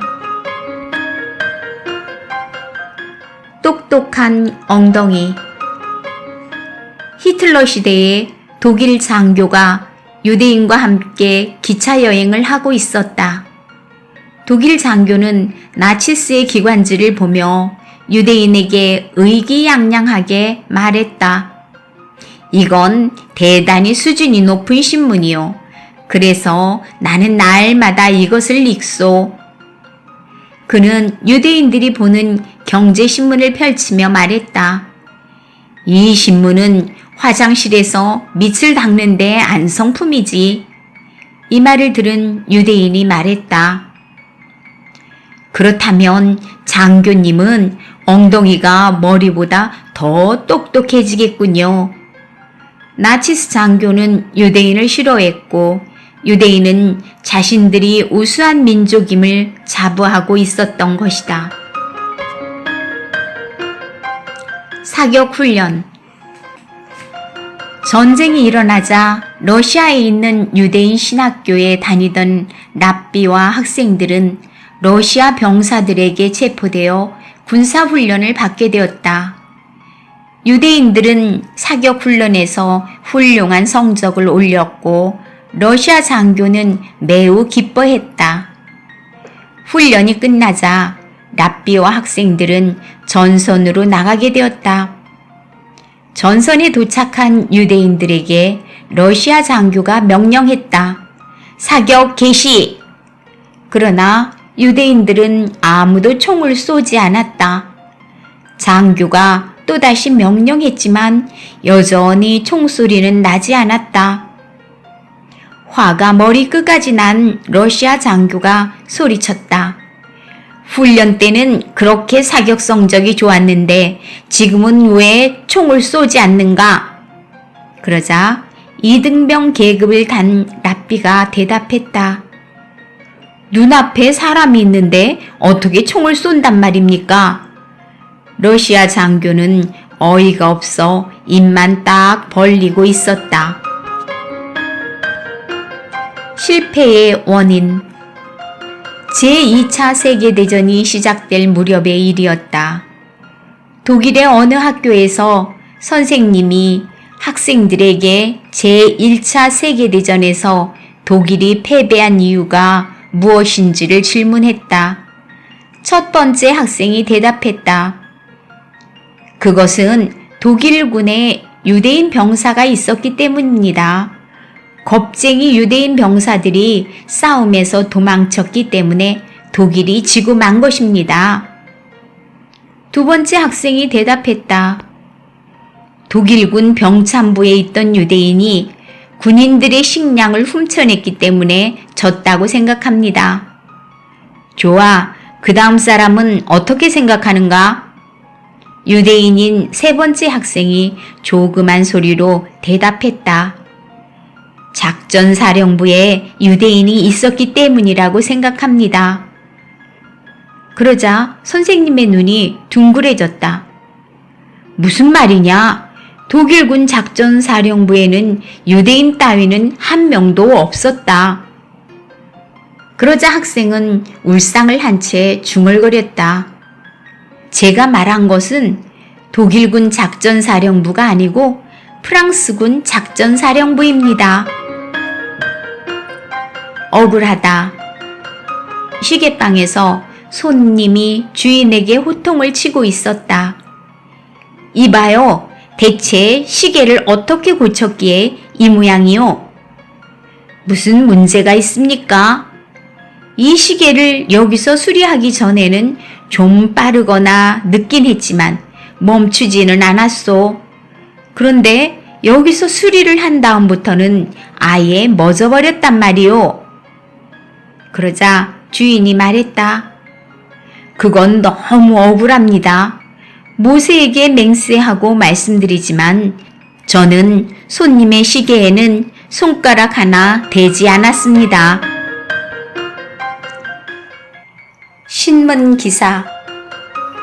한 동물원에서 사육사가 고깃덩이를 주기 위해 호랑이 우리에 들어갔다가 갑자기 호랑이의 습격을 받았다.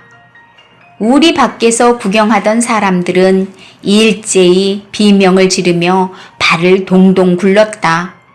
그때 한 사나이가 몽둥이를 들고 호랑이 우리 안으로 들어갔다. 사나이는 용감하게 몽둥이를 휘둘러서 호랑이를 물리치고는 재빨리 사육사를 구해냈다. 그가 축 늘어진 사육사를 어깨에 메고 나오자 구경꾼들은 환호성을 지르며 몰려와서 그 사람을 행가래질했다. 그때 어디선가 신문기자가 달려와서 그 사람의 신분을 물었다. 나는 유대인입니다. 그 남자는 조그만 목소리로 대답했다. 다음 날 조간신문에는 다음과 같은 기사가 실렸다. 난폭한 유대인 깡패가 아무 방비도 없는 호랑이를 습격했다. 교환. 이스라엘의 군인이 포상 휴가를 받았다. 아랍 군인의 기관총을 한 자루 빼앗았기 때문이다. 그 군인이 휴가를 오자 고향 사람들이 그의 용감한 행동을 칭찬했다. 그러자 군인은 쑥스러워하며 이렇게 말했다. 사실 그다지 칭찬받을 만큼 용감한 일은 아닙니다. 우리는 가끔 휴가를 얻고 싶으면 아랍군과 만나서 서로의 기관총을 바꾸곤 한답니다. 축구. 돈 많은 유대인이 축구 경기장 옆을 지나가게 되었다. 축구 경기를 처음 본 그 유대인은 혀를 차며 말했다. 쯔쯔, 단 한 개의 공을 빼앗기 위해 저렇게도 애를 쓰다니. 내가 저 사람들 모두에게 공을 한 개씩 사주고 싶군. 심각한 결점. 한 유대인이 친구에게 말했다. 내 사위는 단 한 가지 결점만 빼면 아주 훌륭한 사람이라네. 그 한 가지 결점이라는 게 뭔가? 그건 노름을 할 줄 모른다는 점이야. 아니, 그걸 어떻게 결점이라고 할 수 있겠나? 친구의 말에 유대인이 대답했다. 결점이 아니라니? 할 줄도 모르면서 자꾸 하는 것이야말로 심각한 결점이 아닌가? 손가락 2장. 이스라엘에는 이민을 와서 이름을 바꾸는 사람들이 많다. 하루는 글자를 쓸 줄 모르는 유대인이 모로코에서 이민을 왔다. 그런데 처음에는 사인 대신에 집게 손가락으로 도장을 찍던 그가 언젠가부터 가운데 손가락으로 도장을 찍기 시작했다. 이것을 본 친구가 이상하다는 듯이 이유를 묻자 유대인이 대답했다. 나도 이름을 바꾸었네. 꼬리를 자른 이유. 돈 많은 유대인이 아프리카 여행에서 돌아왔다. 그는 사람들을 모아놓고 아프리카에서 사냥했던 이야기를 자랑스레 늘어놓았다. 한 번은 깊은 밀림 속에서 사자를 발견했다네. 그래서 칼로 사자의 꼬리를 잘랐지. 어째서 머리를 자르지 않고 꼬리를 잘랐는가? 듣고 있던 사람 중 하나가 묻자 그 유대인은 조그만 소리로 이렇게 대답했다. 그게 말이야. 누군가 먼저 머리를 잘라갔더군. 차이점. 유대인 마을의 두 여인이 서로 신세 한탄을 하고 있었다. 한 여인이 말했다. 나는 정말 불행해요. 우리 집 양반이 술꼬래이기 때문이지요. 그 양반은 술을 마셨다 하면 밤을 새우며 돌아다니는 버릇이 있어요. 그리고는 다음날 아침 얼굴이 온통 시퍼렇게 멍이 든 채 돌아온답니다. 그러자 다른 여인이 말했다. 당신은 그래도 나보다는 행복하군요. 우리 집 양반은 술이 취해 한밤중에 들어와서는 나를 때린답니다. 다음날 아침이면 내 얼굴이 온통 시퍼렇게 멍이 들어있지요. 터널 공사. 프랑스의 토목기사와 이스라엘 토목기사가 만나 자기 나라의 터널 공사에 대한 이야기를 나눴다. 프랑스인 토목공사가 말했다. 우리는 지금 몽블랑산에 터널 공사를 하고 있습니다. 양쪽에서 동시에 공사를 시작했지요. 우리에게는 자동 조절 컴퓨터가 있으므로 양쪽에서 파들어간 터널은 한가운데서 0.1mm의 오차도 없이 정확하게 만나게 될 겁니다. 이 사실을 놓고 나는 어떤 내기를 해도 좋습니다. 그러자 이스라엘 기사가 말했다. 우리도 산에다 터널을 뚫는 중이요. 우리에게는 자동 조절 컴퓨터는 없소. 하지만 우리도 양쪽에서 작업을 하지요. 줄곧 파들어가는 겁니다. 프랑스 토목기사가 염려스럽다는 듯이 물었다. 만약 중간에서 만나지 못하면 어떻게 되는 겁니까? 그야 뻔하지 않아요. 터널이 2개 생기는 겁니다. 이스라엘 토목기사가 신이 난 듯이 대답했다. 2배의 독자. 한 작가가 친구에게 말했다. 내 글의 독자가 2배로 늘어났다네. 그러자 친구가 말했다. 오, 축하하네. 자네가 그동안에 결혼했다는 걸 모르고 있었네. 어쨌든 필요하다. 미국에 사는 내 사촌이 바지 멜빵 만드는 일을 한다는데 아무리 생각해도 이해할 수가 없네요. 바지 멜빵은 바지가 흘러내리지 않도록 어깨끈을 매는 것이잖아요. 그런데 지구 반대쪽인 미국에서는 머리가 밑으로 향하고 있을 텐데 바지 멜빵이 왜 필요할까요? 아마도 여기서는 바지가 흘러내리지만 미국에서는 반대로 바지에서 몸이 빠져나오기 때문에 필요한 것이 아닐까요? 왕자의 탄생. 유대인 소년이 아버지와 함께 시청 앞을 지나가고 있었다. 그때 갑자기 커다란 축복 소리가 났다. 깜짝 놀란 소년이 아버지에게 달려들며 물었다. 아빠, 무슨 일일까요? 놀랄 것 없다. 지금 막 왕비님께서 왕자님을 낳으셨나 보다. 그러자 소녀는 눈을 동그랗게 뜨고 말했다. 왕비님은 저렇게 큰 소리를 내며 왕자님을 낳으시는군요. 우유란 무엇일까? 한 유대인이 앞을 보지 못하는 친구와 음식점에서 이야기를 하고 있었다. 유대인이 장님에게 물었다. 우유라도 드시겠어요? 우유가 어떻게 생긴 겁니까? 하얀 물입니다. 하얗다는 건 무엇입니까? 혹시 백조를 아세요? 백조 깃털 색깔을 말합니다. 백조란 어떤 새인가요? 목이 길고 구부러졌습니다. 구부러졌다는 건 어떤 건가요? 자, 내가 팔을 구부려 보일 테니 한번 만져보시오. 그의 팔을 만져본 장님이 고개를 끄덕이며 말했다. 아, 이제 우유가 어떤 것인지 알겠습니다. 짐까지 싣다니. 어떤 장사꾼이 커다란 짐을 지고 길을 걷고 있었다. 지나가던 마부가 그 사람에게 말했다. 여보시오, 짐이 무거워 보이는구려. 내 마차에 타시오.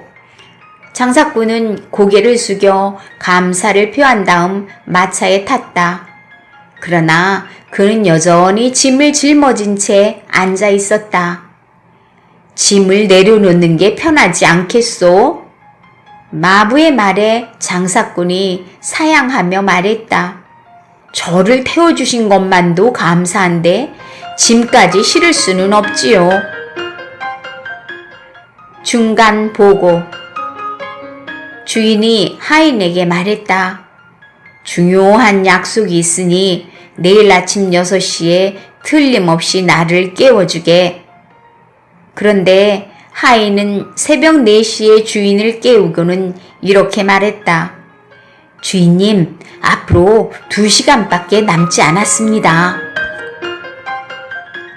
고양이와 생쥐. 자기를 생쥐라고 생각하는 정신병자가 오랫동안 정신병원에 입원해 있다가 어느 날 드디어 퇴원을 하게 되었다. 그런데 그 남자는 병원 입구에서 밖으로 나가려고 하지 않았다. 의사가 그 이유를 묻자 남자가 손가락질을 하며 대답했다. 저기 고양이가 있어서요. 여보세요. 당신은 이제 자신이 생쥐가 아니라는 사실을 알고 있지 않습니까? 물론 그렇지요. 하지만 고양이 쪽에서는 그거를 모를 거예요. 오해. 어떤 사람이 콜레라가 돌고 있는 마을 여관에 묵게 되었는데 한밤중에 누군가가 그의 방문을 노크했다. 두 남자가 환자를 나르는 들것을 들고 서 있었다. 여관 주인의 신고를 받고 왔습니다. 당신이 아무래도 콜레라에 걸린 것 같다고 합니다. 그렇지 않은데요? 오늘 12번이나 공중 화장실에 간 것이 사실이 아닙니까? 12번 간 것은 사실이지만 11번은 이미 다른 사람이 들어가 있었습니다. 보건소에 오지 않는 이유. 시골에 살던 유대인이 시내로 이사를 했다. 의료 혜택이라고는 받아본 적이 없는 그는 공짜나 다름없는 싼 값으로 보건소를 이용할 수 있다는 것을 알았다. 그는 날마다 보건소에 찾아와서 치료받는 환자를 구경하기도 하고 의료기구를 만져보기도 했다. 그런데 어느 날 그 유대인이 보건소에 나타나지 않았다. 이튿날 다시 나타난 유대인에게 보건소 직원이 물었다. 어제는 왜 안 나오셨나요? 집에 무슨 일이 있으셨습니까? 그러자 그 사람이 대답했다. 예, 어제는 제가 몸이 좀 아팠거든요. 방귀 소리. 선생님, 저는 귀가 어두워서 이제는 제 방귀 소리조차 듣지 못한답니다. 그럼 이 약을 2알씩 복용하십시오. 그러면 귀가 잘 들립니까? 귀가 잘 들릴지는 모르지만 방귀 소리가 크게 나는 것은 확실히 보장할 수 있습니다.